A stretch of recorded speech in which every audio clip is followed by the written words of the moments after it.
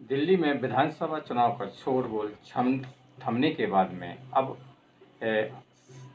तमाम मीडिया के चैनल हैं, उनके अपने अपने दावे हैं कि दिल्ली में किसकी सरकार बन रही है, किसकी नहीं बन रही है। पार्टियों के भी अपने आंतरिक सर्वे आ गए हैं।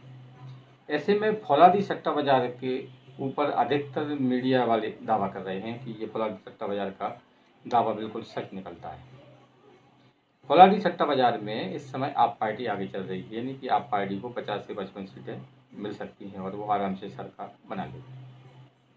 यानी कि आप पार्टी की 10, 12, 15 सीटें घट तो सकती हैं, लेकिन सरकार बना लेगी। फौलादी सट्टा बाजार के बारे में तमाम चैनल दावा करते हैं कि इनका जो आंकड़े होते हैं बिल्कुल सही निकलते हैं। लेकिन इनके बारे में हम आपको बता दें कि इनके आंकड़े कितने सही निकलते हैं फौलादी सट्टे बाजार के, ये पिछले विधानसभा चुनाव में आप देखें। हरियाणा और महाराष्ट्र में, झारखंड में भी तीनों चुनाव में एक साथ चुनाव हुए थे न? तो इन्होंने जो आंकड़े दिए थे, तो महाराष्ट्र में महा विकास आघाड़ी की सरकार बन रही थी, हरियाणा में कांग्रेस की और झारखंड में बीजेपी।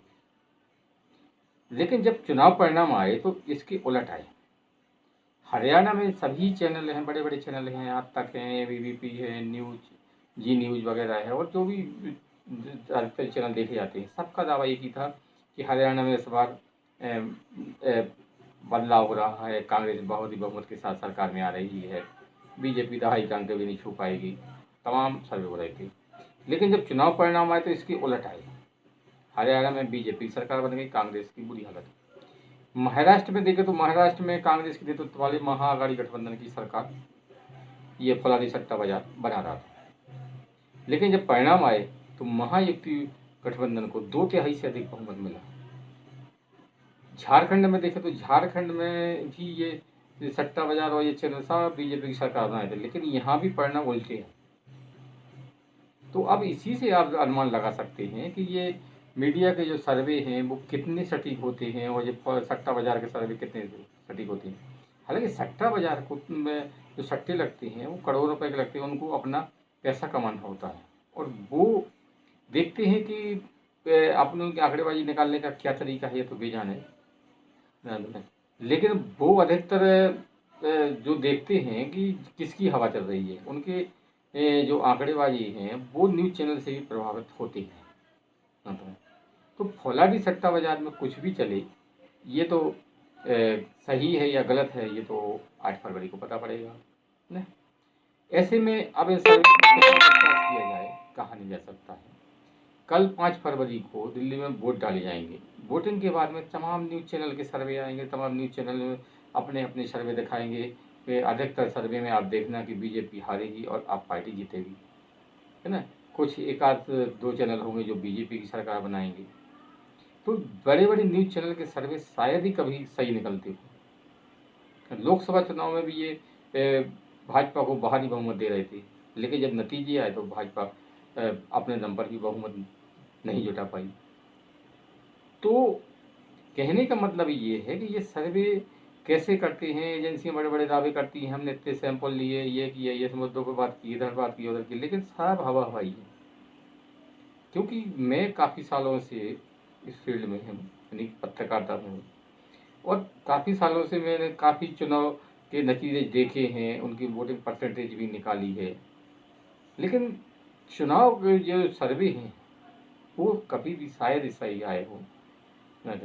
एक आध बार ऐसा हो सकता है कि इनके सर्वे सही फिट बैठ गए हों एक आध चैनल के, लेकिन अधिकतर सर्वे गलत ही साबित हों, चाहे वे लोकसभा चुनाव के हों या विधानसभा चुनाव के हैं। अब बात कर लें दिल्ली की वीआईपी सीटों की, तो नई दिल्ली विधानसभा सीट जो कि हॉट सीट मानी जाती है, यहाँ पर जो तमाम चैनल हैं वो केजरीवाल को पीछे दिखा रहे हैं, यानी कि केजरीवाल की सीट पर प्रवेश वर्मा चुनाव जीत सकते हैं।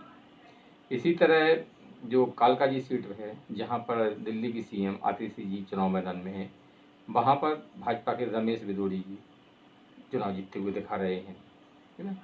और अन्य जीत वाले उम्मीदवारों में हैं भाजपा के कपिल मिश्रा, कैलाश गहलोत हाल में ही भाजपा में शामिल हुए, पहले आप पार्टी से विधायक थे। सोमनाथ भारती हैं, दुष्यंत गौतम और हरीश खुराना, ये भाजपा से हैं। ये मोती नगर से हरीश खुराना की जीत का बारे में बताया जा रहा है। और जो परपड़गंज से पहले चुनाव लड़ते थे, दिल्ली के डिप्टी सीएम मनीष सिसोदिया, इस बार उन्होंने अपनी सीट बदली है। तो परपड़गंज में भी भाजपा जीतती दिख रही है।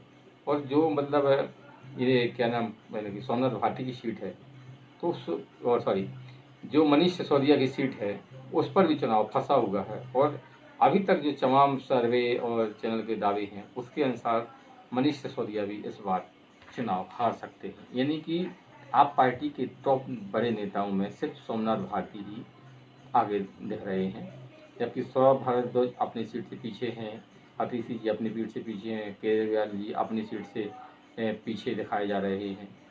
यानी कि जो वीआईपी सीटों हैं उन पर मुकाबला कड़ा है।